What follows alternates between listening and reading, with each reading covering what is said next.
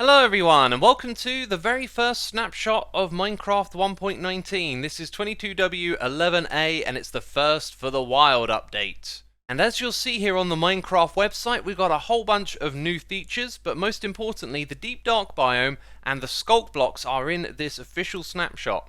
And I say official because we recently had the Deep Dark experimental snapshots, and I covered these on my channel, so if you want to learn about those blocks and that biome, these two videos will have you covered. But not all of the features seen there have made it into this snapshot. There is, however, one big change to the Deep Dark biome itself. It used to spawn in little blobs around the place, and now you can see it has the ability to really spread far and wide, which I think just looks so much more interesting. And in those experimental snapshot videos, you will see features like the reinforced deep slate, the darkness effect, the ancient city, and the warden, none of which have actually made it into this snapshot yet. And there are some big changes under the hood on this one, so if you're thinking of starting a 1.19 world, I really think you should hold off for the time being. Now, before we get into any of the new features, I just want to mention that the Sculk Blocks and Sculk related features, they all appear to be pretty much as they were in those experimental snapshots. Now, we will get into the new mobs and blocks in just a second, but first of all, there was also a beta release today that has an amazing new feature. Just use your ears. That's right, we got jingles in Minecraft. Yeah, we're going to find out all about this at the end of the video, so be sure to stick around. Now, speaking of the beta update, we've technically seen the frogs already before on this channel, but I want to cover them again now that they're properly in Java Edition. And as you'll see here, they are capable of swimming, as well as walking up on the land, and yeah, you'll notice that there are different colours of them. We'll come back to that in a moment. So part of their pathfinding allows them to jump, and there you go, they're doing it on cue. That one over there looked like it jumped quite high. It seems to be about 4 to 5 blocks is the highest they can jump up. That guy has just disproven me by jumping over the 5 tall one. And we have another pillar over here because they don't take full damage up to 10 blocks. So if I put another one on top and spawn it here, you'll see it takes damage when it falls down. Now, you've probably heard them croaking a lot. They make that sound when they make an animation with their mouth. And if you're wondering how many hearts of health they have, they've got 10 hit points, which is 5 hearts, so half of that of the player. They also have this ability to eat little slimes. This is not the smallest of slimes, though. So let's spawn in a few frogs, and then spawn in a few slimes, and you can see their eating animation here is amazing. They stick their tongue out towards the mob, then they pull it in, and what you'll also notice is that they drop a slime ball. And the slime ball is actually what's used to breed them. So if I right click on a frog with the slime, you can see that they go into breeding mode. You can also see that the slime is used to lure a nearby frog over to the player. And I was kind of distracted then, but one of the frogs laid tadpole eggs on the surface of the water. This works like turtles. Once they've bred, one of them will go and lay the eggs somewhere like that, and the other one will be able to just continue with its business. And so the frog spawn has been laid, that's the official name of it, and eventually these will hatch into tadpoles. But that takes a fair bit of time, so while we wait, I've got one more frog-related bit of information for you. As I mentioned, there are different variants of the frog. We have the temperate on the left, the cold in the middle, and the warm on the right. 3 different colours, and all of them look really fantastic. So the variant of frog that it will become is based on the biome that it spawns in. If it hatches from a tadpole into a frog, or you use a spawn egg, where that happens in what biome determines what variant it is. Now, before we move on to the tadpoles, I quickly want to mention that a lot of you watching are not subscribed, and hey, if you want to be up to date with all the Minecraft updates, subscribe to my channel because I cover them all. So, thank you for doing that, and now let's move on to the tadpole mob, which comes from the Frogspawn, which we've already seen, but when this hatches after several minutes of being in the world, it will turn into at least a couple of tadpoles, often as much as 5 at once. And the tadpole is a delicate little mob. It only has 6 hit points, which is 3 hearts. And the tadpole is similar to the behaviour of fish. When it's out of water, it just flaps around aimlessly, and after a short while, it'll die if it can't get back into the water. And as you know, eventually these little creatures will grow into a frog, and based on what biome, that will determine what type of frog it is. You can also use slime balls to speed up the tadpole's growth. However, they're not attracted to the slime ball. They can also be caught in buckets as well. So now you can see I've got a bucket of tadpole. And you've got to watch out where you choose to grow these because the axolotls will hunt them down, sadly. Yeah, and here you can see they're just mercilessly attacking the poor little tadpoles. Oh dear. And the tadpoles, when killed, don't drop any items, and neither do the frogs as it goes. Now there are a few more frog-related things in this snapshot because we have a new lighting block which you can obtain here in the Nether with the help of frogs. They are known as Froglights, and there are 3 variants. We have the Ochre, the Verdant, and the Pearlescent Froglight. And the way that these are placed determines the rotation of the block. So if you put these against the back of a block, you get sort of like the symmetrical front side. If you place it off the side of a block, you can see that the texture is slightly rotated, and this is based on what side I am placing it. So if I put it on the bottom and then the side, you can see it's different that time. So they do indeed look very nice, and you obtain them in the Nether because you get them from the magma cubes. And obviously the frogs like the slimes, and they like the smallest magma cubes too. And important thing to note there, it is the smallest type. So straight away they go after the magma cubes that are here, and you can see instead of dropping slime balls or something like magma creams, they drop the Froglights. Okay, and now I've got one of each type here just to show you that it's the type of frog that determines the type of frog lamp that you get from it. So this fella here is dropping the Verdant, and the one over there, and this guy here drops the Ochre variant. And just in case that wasn't clear, I've made it a lot clearer now, and I've got to say, these blocks are gorgeous, and I really do like the mechanics that Mojang have implemented here. This is going to be a lot of fun to do in survival. So next up we are looking for the Mangrove Woods, and there it is, neatly positioned between dark oak and crimson, and it's actually like a really nice blend from one to the next. And when we first saw this material added, it looked a lot like jungle wood, but now it's really got quite a distinction to separate it. Now it comes in all the usual varieties, so you're able to rotate the logs and strip them as well. You can craft them into the wood type, which is also rotational. There is the boat and also the sign. Then we have planks, stairs, slabs, fence posts, fence gates, pressure plates, and even the button. And I did do the redstone test. This appears to be the same signal length as it is with regular buttons. And then we have the door and the trapdoor looking absolutely amazing. The texture is the same on both sides, but it is a very nice texture.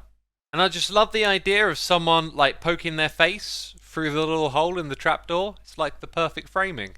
Now when it comes to crafting recipes, it's just as you would expect. The thing here is though they're all lumped in with the other recipes, right, since they're the same. But you'll notice here that we got muddy mangrove roots that is made with mud and mangrove roots. And here they are over here. I do think these textures might need a bit of work, but they also look like they'll fit into some gradients really well. This one, if we just stack it up, that's kind of cool when you stack it, and it's got an underside texture too. These are the roots, so I suspect that they will generate with the mangrove trees. And then over here we have a packed mud, and we can just search in here to see how it's made. It's wheat. You can farm a bunch of wheat, mix it with the mud, and make packed mud. That in turn can be created into mud bricks, and then you've got the other variants to the stairs, the slabs, and the walls. Now the mud block is going to generate in the mangrove biome eventually, and it has a unique property where the player will actually sink down into it. If I press F3, you can see my coordinates. This is actually the same height as with soul sand. The difference being that with soul sand you get slowed down, but on mud your movement speed isn't slowed. Now the way in which to create muds is with dirt and water bottles of all things. Because I'm in creative mode I keep my water bottle, but it would give you an empty glass bottle back. And so right clicking on it like this converts it into mud. This can also be automated too. If we use a dispenser here, you can see that it converted the dirt into mud. Let's just do that again. So you can probably dream up some sort of contraption to help you do this. And the chance is random, so if it doesn't pick a water bottle, it'll pick one of the empty bottles that stayed inside of the dispenser. There you go. Yeah, after this video goes out, I think I'll have a little bit of fun in a redstone world tinkering around with that. Could be quite a cool project. All of this is looking really fancy out of the block, but there is no mangrove biome in the game yet. However, we do have access to the materials. Now the Mangrove Propagule is how you get these trees right. Just got to use a little bit of bone meal because this is the sapling. Nope, that's just a regular oak tree. Ah, but of course this is special. It can be grown underwater. It can be grown into an oak tree. And so yeah, the joke there is that it isn't properly implemented yet, but I'm sure soon enough in a future snapshot we'll see these mangrove trees. And I guess now would be a great time to show you the mangrove leaves. And placing a few blocks myself to design my own little tree. You can see it's a really nice texture. I think that's looking good. So there is a new feature in 1.19 related to audio, and you can turn this on by going to music and sounds. You'll see down here there's a new button, directional audio. So by default it will be stereo, and you can turn on this 3D audio sound, which personally I don't really notice a difference. What I've been doing is summoning in zombies in the daytime because they make a lot of noise when they're burning, and then I kind of like fly around them and get to hear the sounds from different directions, but honestly it pretty much sounds the same as stereo to my ears. And you know, however you're watching the video, you might notice a difference or not. Either way, there it is, 3D audio in Minecraft. So as you can see here, there are a lot of technical changes in this update, most of which go over my level of understanding. So as I learn these things from other people in the community, if anything I think is really worth your attention, I'll bring it up again in a future snapshot video.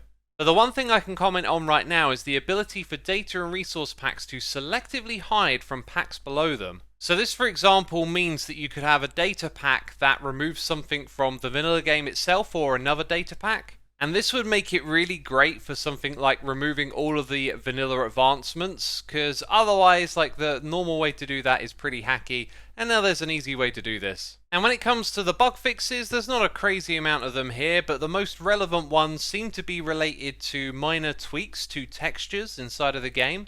For example, the brewing stand has been changed. Just pay attention to how the texture sort of moves in a little bit where there's a potion added. And then if you look at the top of the doors on this side, their texture rotation is logical, whereas over here it actually flips to the wrong side. The texture of the end portal frame was also slightly changed. This right here is what it used to look like. And last of all, the fuel time of scaffolding has been massively nerfed. So it used to be 8 times that of bamboo. And if we chuck this in here, you'll see that it's basically the same as bamboo now, even though it takes 6 of these to craft 6 of those. Oh yeah, what am I talking about? That math checks out perfectly. So I said earlier that we would come back to the goat horn, or the copper horn as it is here, and I didn't realise there's actually quite a few more sounds. That's because, you know, if you're holding shift, it plays a different sound to looking straight ahead or looking up. And that's true of all of these copper horns, so that means that there's 30 different sounds, because there's 10 different types here, and then there's another 10 for the goat horns, which doesn't have the directional feature. So I think I might just record them all and throw them up on my second channel, so if you're really curious, look for a link in the description box. That'll probably come out a little bit after this video. Anyway, the goat horn is obtained from a goat. When it slams into a block with its ram attack, it might drop one. You can also now get them from pillager outposts, both the goat horn and the copper horn. And this one is crafted from one of these horns like this, and it seems that one of those 10 different types that all have a name will then correspond to one of these 10 different types, which also have names. Now it says that the goat horn sounds are random per goat, so perhaps it's randomized when it rams into a block and drops something, but it also says that this can happen when it rams any one of these blocks here, which for a second I thought meant the type of block determined which type of horn you get, but if you look here, there's actually 11 different blocks they can ram and drop their horns. And supposedly there is a special sound for the screaming goat as well, but with this being Bedrock, I don't really have like access to the tools to really dig into the game and figure this stuff out, which is a shame because there's another feature which I don't know if I can see by using a spawn egg or they have to spawn naturally, but apparently